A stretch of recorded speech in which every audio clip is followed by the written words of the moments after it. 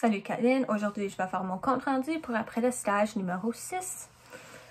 La première question c'est, j'ai observé aujourd'hui que l'objectif de ma leçon de maths était de faire pratiquer aux élèves les termes manquants, de plus leur faire vraiment comprendre ce principe.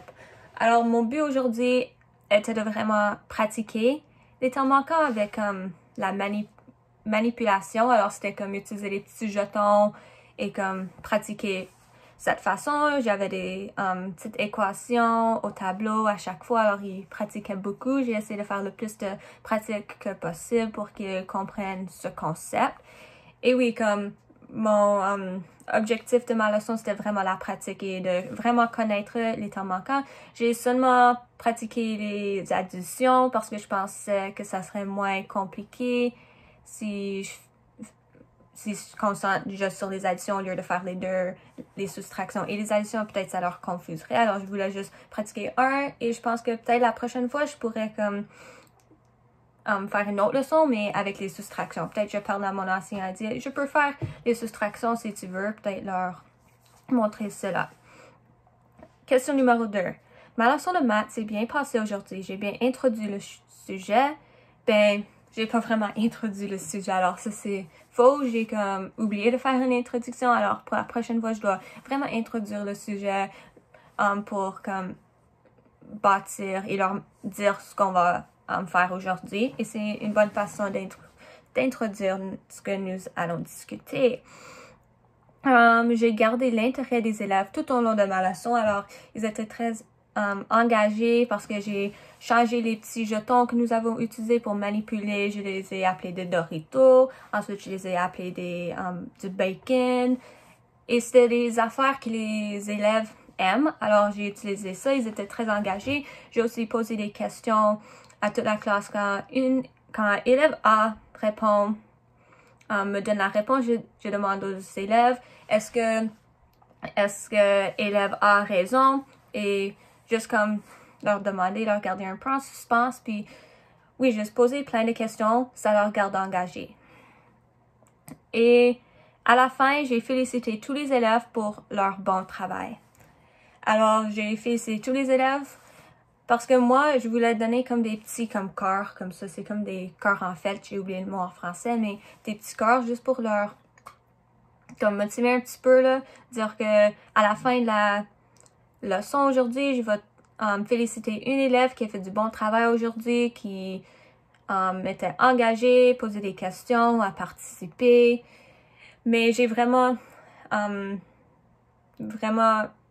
pointé ou comme vraiment dit à la fin que même si tu n'as pas eu ce cœur, tous les élèves, à mon avis, ont travaillé très très fort, ils ont participé et j'ai dit que chaque élève va recevoir un petit cœur vers la fin, alors ça juste dépend quand. Mais j'ai vraiment suscité que tous les élèves ont fait du bon travail pour qu'ils ne se sentent pas tristes ou elles ne se sentent pas tristes. Question numéro 3, c'est pour la prochaine fois, je dois rappeler les consignes. Alors, comme quand est-ce que je veux que les élèves manipulent les petits jetons, touchent les jetons, c'est parce qu'ils touchaient les jetons tout au long, alors je dois rappeler que c'est pas le moment de toucher et quand ils devraient le toucher. Aussi, leur rappeler quand ils devraient parler ou quand ils ne devraient pas parler. Et je dois circuler la classe pour voir que les élèves font ce que les élèves font. Alors, circule plus. J'ai fait un peu de circulation, mais peut-être un peu plus, ça serait meilleur. Circuler, juste voir quel élève a plus de difficultés, quel élève comprend ce qui arrive. Tous les élèves ont terminé cette étape, puis on peut parler en grand groupe à propos. Et aussi, je dois pas oublier d'introduire le sujet et ma leçon. Alors, une introduction, c'est très important pour juste montrer ce que nous allons apprendre aujourd'hui, ce que nous allons parler à propos. Oui, c'est très important d'introduire le sujet au lieu de juste rentrer direct dans le vif du sujet. Je vais tourner la page. Alors, une question qui me reste, c'est comment est-ce que nous enseignons les soustractions, termes manquants. Alors, aujourd'hui, durant ma leçon, j'ai seulement concentré sur les additions. Alors, j'aimerais savoir comment est-ce qu'on enseigne cette leçon avec les soustractions cette fois. en lien avec les termes manquants. Alors peut-être, si je pose la question à mon enseignant, je pourrais peut-être aller enseigner cette leçon une autre fois ou dans le futur. Question numéro 5. Alors, ce matin, j'ai remarqué que les élèves étaient fatigués. Alors, quand mon enseignant associé a porté les élèves à la grande salle pour bouger, ils se sont réveillés. Aussi, ils étaient plus concentrés dans leur écriture. Je trouve que cette classe a besoin de bouger pour se réveiller ou aider avec la concentration. Aussi, les élèves aiment aller à la grande salle pour courir, sauter, etc. Je remarque que les élèves sont très heureux quand mon enseignant associé dit « on va prendre une pause pour bouger ». Alors, cette semaine, c'était une intention d'observation était de remarquer les réactions des élèves quand ils prennent des pauses actives, quand ils bougent et comment ça leur aide dans leur étude. Et j'ai vraiment remarqué des bonnes choses. J'ai remarqué qu'ils sont plus heureux, sont beaucoup plus réveillés, sont plus attentifs, ils se concentrent beaucoup plus et ils ont travaillé comme après leur pause active du matin, ils ont travaillé beaucoup plus fort après. Ils ont fait comme toute une période d'écriture, puis c'est tellement concentré qu'on leur a donné une couple de minutes extra parce qu'ils étaient si concentrés. Alors, je trouve que ça aide. Et question numéro 6, c'est aujourd'hui, j'ai encore essayé de trouver des anglicismes dans le vocabulaire des élèves. Quand ils parlent, je ne pouvais rien trouver, alors j'ai pas trouvé, mais il y avait une élève qui m'a parlé en anglais. J'étais vraiment surpris. Cet élève m'a posé « Are you happy? » Moi, j'ai répondu avec « Yes, I am. Are you? » Il était vraiment content quand j'ai répondu en anglais. Alors oui, c'était vraiment chouette de voir ça. Et aussi, comment les anglicismes va avoir un impact dans mon rôle de médiatrice d'éléments culturels. Alors, je pense que en ce moment, il y a un impact si j'utilise les anglicismes parce que les élèves sont québécois ou parlent français depuis longtemps. Et peut-être ils vont pas comprendre l'anglicisme que j'utilise en français. Alors, il y a des mots d'anglais que les élèves ne connaissent pas encore parce qu'ils sont quand même dans l'anglais de base.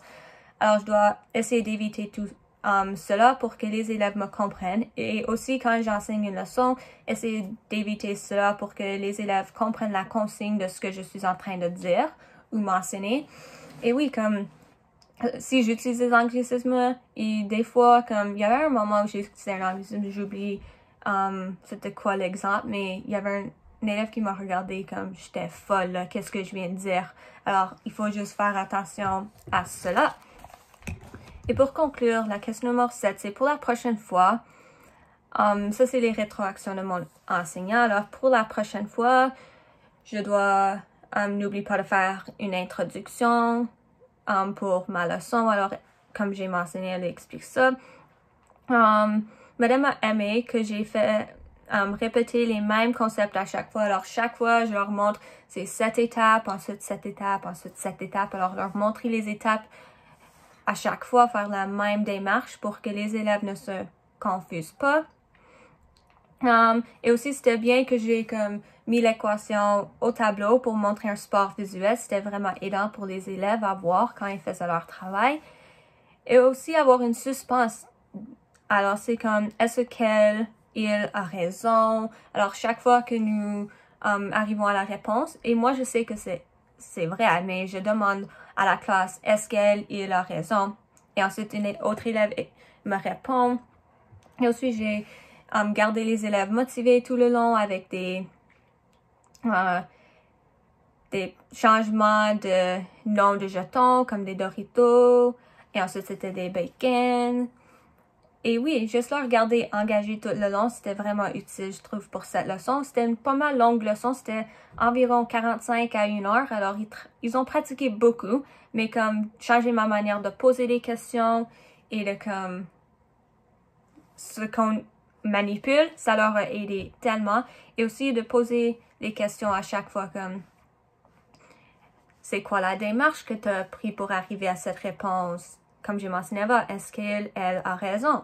Alors oui, mais je dois faire attention de ne pas oublier une introduction à la leçon et de... c'est quoi l'autre chose? J'ai oublié. Mais il y a des choses que je dois encore travailler comme circuler un peu plus la salle de classe quand je fais une leçon comme ça. Et oui, mais ça c'est mon compte rendu pour la semaine 6. Merci!